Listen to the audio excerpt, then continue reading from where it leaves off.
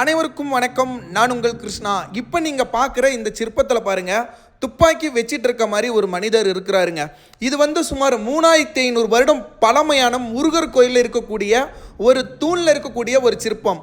இதுதாங்க பழங்கால தமிழர் நம்மக்கிட்ட எல்லா வகை தொழில்நுட்பமே இருந்து பழங்காலங்கள்லேயே நாம் துப்பாக்கி முதற்கொண்டு பலவிதமான எக்கச்சக்கமான அறிவியல் தொழில்நுட்பங்களாக இருக்கட்டும் அல்லது வானவியல் சாஸ்திரங்களாக இருக்கட்டும், இவை எல்லாத்துலேயுமே தமிழன் ஆழச்சிறந்த கட்டடக்கலையாக இருக்கட்டும், அங்கே இருக்கக்கூடிய சிற்ப கலைகளாக இருக்கட்டும், இது எல்லாமே தமிழ் இனத்தின் மாபெரும் ஒரு அடையாளம். காலப்போக்கில் நம்மளுடைய பொருளை எடுத்து, நம்மளுடைய வரலாற்றை எடுத்து, நம்மளுடைய தொழில்நுட்பத்தை எடுத்து ஆங்கிலேயர்கள் நம்ம மீது போர் தொடுத்தாங்க அப்படின்னு கூட சொல்லலாம். கோயில்கள் என்பது இப்போ இருக்கிற மாதிரி நீங்கள் நினைக்கிற மாதிரி சாதாரண ஒரு இடமே கிடையாதுங்க.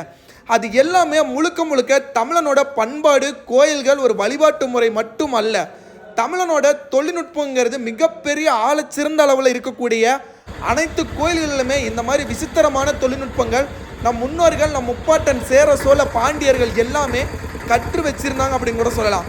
கடல் வழி பயணமாக இருக்கட்டும், கப்பல் வழி பயணமாக இருக்கட்டும், வானவியல் சாஸ்திரங்களாக இருக்கட்டும், அல்லது வருங்காலத்தில் நிகழக்கூடிய வானவியல் கிரகணங்கள் முதற்கொண்டு அனைத்தையுமே சிற்பமாக வச்சிருந்தாங்க. அதற்கு ஒரு உதாரணம் தான் இந்த வெள்ளிமலை முருகர் கோயிலில் இருக்கக்கூடிய இந்த சிற்பம் அப்படின்னு கூட சொல்லாங்க. இந்த கோயிலில் இருக்கக்கூடிய முருகர் சிலைங்கிறது சாதாரணமாக இருக்காதுங்க. சுமார் 8 அடி உயரத்தில் மாபெரும் கம்பீரமாக நம்மளுடைய தமிழ் கடவுள் முருகன் இருப்பாருங்க. அந்த கோயிலில் தான் இந்த தூணில் இந்த துப்பாக்கி வச்சிருக்கிற மாதிரி இந்த அற்புதமான சிற்பம். உங்களால் முடிஞ்சா இந்த வீடியோவை அனைவருக்கும் ஷேர் பண்ணுங்க.